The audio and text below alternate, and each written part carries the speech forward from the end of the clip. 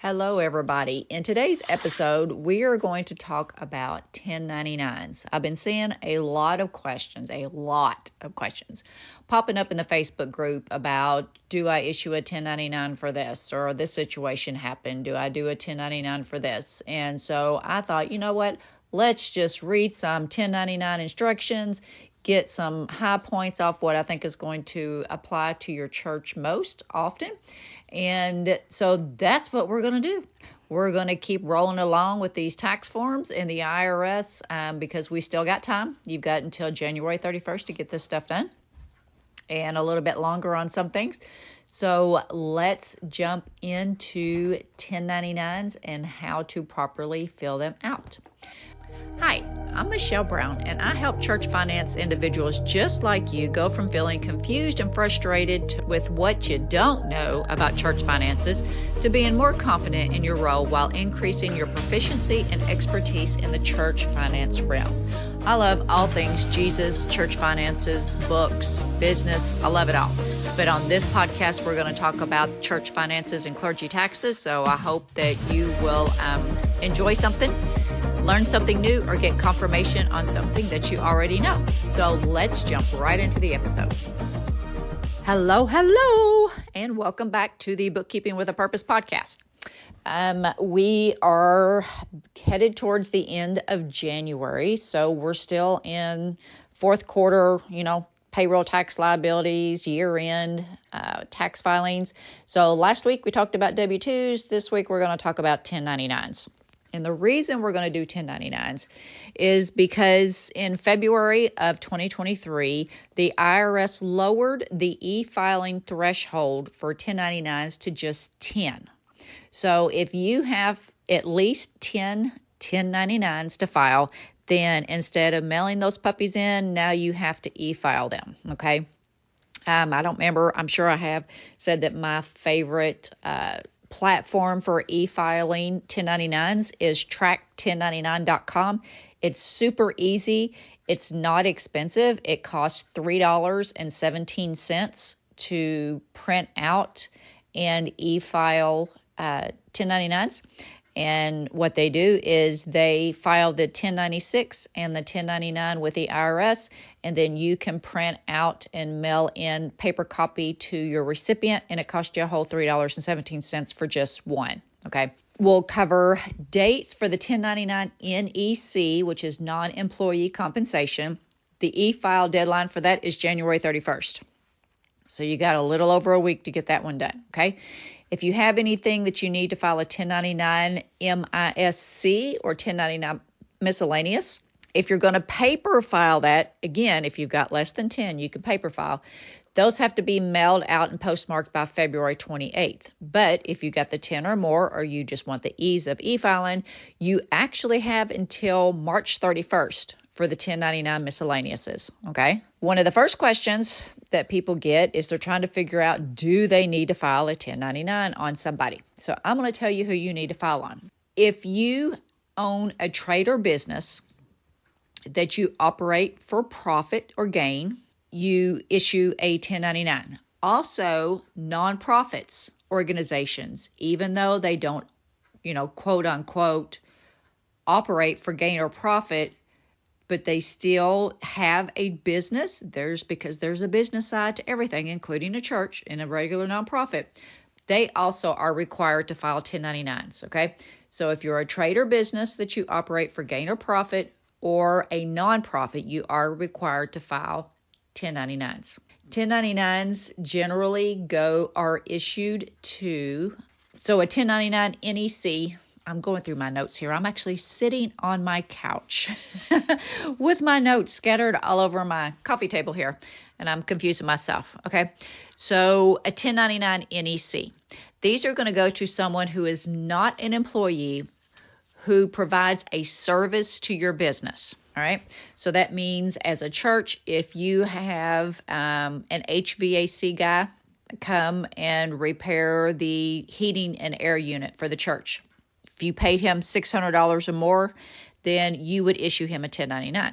But if the same guy comes to your house and provide services for you at your personal home, you would not issue a 1099, okay? So it's only businesses or nonprofits that issue 1099s, okay? The second requirement for a 1099 NEC is you issue them to individuals, partnerships, estates, or corporations that provide legal services. If you have someone like, if we'll go back to the HVAC, if the HVAC company is Brown Heating and Air Inc. Incorporated, regardless of how much services they provide dollar-wise, you're not going to issue them a 1099 because they're incorporated. But you'll notice I said corporations that provide legal services. That's going to be different. You're actually going to do a 1099 NEC for attorney's fees on that one. And then the dollar amount is if you paid them $600 or more in a calendar year. A calendar year is January 1st to December 31st. So even if you operate on a fiscal year of, say, September 1st to July 31st, you're not going to add up the totals of, you're not going to go off your fiscal year to date reports. You're going to go off of a calendar year for your reporting on these. Let's see. That's a 1099 NEC, okay? So a 1099 miscellaneous. This is for someone who is not an employee who you provided payment for the following reasons. The biggest one is going to be rent. If you've got a landlord that you pay money to that totals $600 or more, which it very likely does, then you're going to issue him a 1099 miscellaneous, and you're going to put those rent proceeds in box 1 of the 1099. One caveat here is the landlord needs to be an individual. If you pay to a management company or to a real estate agent, you are not going to issue that management company or real estate agent a 1099. But if you pay Mr. Robert Brown rent every month, then you would issue Mr. Robert Brown a 1099 miscellaneous, okay? Another instance in which you may issue a 1099, and we hope this never occurs, but if you have an employee that passes away, let's say if he died on December 28th of 2022, okay? But your pay period didn't end until January 2nd.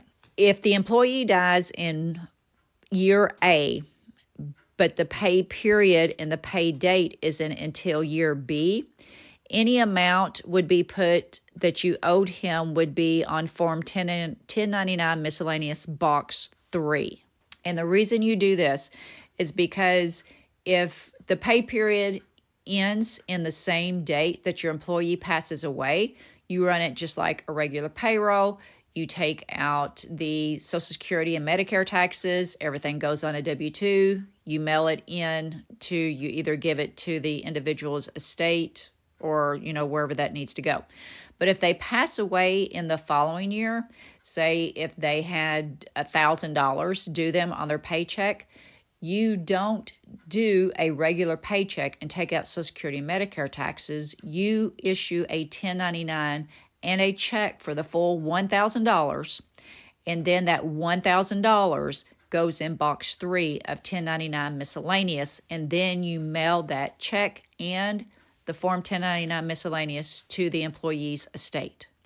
So that can be a little confusing, and hopefully that's not a situation that you're going to run into that often, but unfortunately it does happen. Okay, so keep that in mind. A couple of other things on here. One of the biggest things, people, is, and I tell my clients this all the time, if you've got anybody that's providing a service to you, and in church world, that may be your pulpit supply speaker, your fill-in musician, the guy who's laying the carpet for you, okay? If you think there is any chance whatsoever that you're going to pay them $600 or more in that same year, do not give them that money until they fill out a Form W-9. All this is, it's a simple form. They put in their name, their mailing address, and their taxpayer ID number, which is either going to be their Social Security number or their employer identification number. They sign it and date it, boom. That gives you the exact information that you need in order to fill out these 1099 forms, all right? So please, please, please, please, please, I don't care who it is, if you think they're going to get $600 or more, or even may remotely get even close to $600, have them fill out that W-9, because I'm going to tell you right now, it is a whole lot easier to get that puppy filled out before you give them the money than trying to chase after them after they've done got it and they're long gone. Okay, so the next thing that you want to remember on 1099s is that you can truncate the recipient's tax ID number, which means basically you have, when you look at their 1099, you're going to see asterisk, asterisk, asterisk, asterisk, and then maybe 4 digits, the last 4 digits of their social security number, okay? You absolutely can do that, and I do advise that you do that. But keep in mind that the payer's EIN number, which is employer identification number, that can never be truncated. So if your church's EIN is 61-123456, that is going to show up in full 61-123456. But the recipient's number may be asterisk, asterisk, asterisk, asterisk, asterisk 345 or whatever it is, okay? So just keep that in mind that you can truncate, and I do suggest that you do that just because of so much identity theft out there. But anyways, wasn't that fun? And I will just tell you, it was so much fun reading the instructions for the 1099s as well. So if you ever get bored and you want to get nerdy, just print out or look up some IRS form instructions. They are a blast. So I hope this was helpful to you. I know, again, there's been lots and lots of questions about, do I need to issue a 1099 for this or that? The answer is, if it is an individual or an LLC that is providing a service to your church, then yes, you issue a 1099 NEC. If you pay an attorney any amount, you need to issue a 1099 NEC. If you pay a landlord rent, you need to issue a 1099 miscellaneous. And if, unfortunately, you have an employee pass away and your pay period doesn't end, so the amount is not paid until the following year, then you pay them the full amount that was owed, do not take out any FICA taxes, and that gets issued on a 1099 miscellaneous.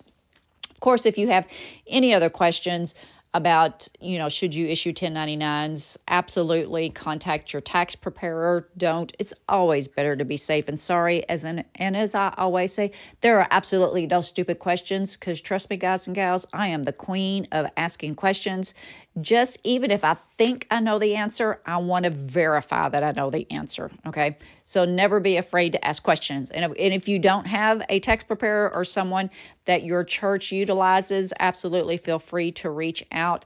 And though I will not give you situation-specific advice without you being a client, I can share general tax code and what the IRS regulations say. Until next time, my friend, let's always strive to make an impact and not just an income.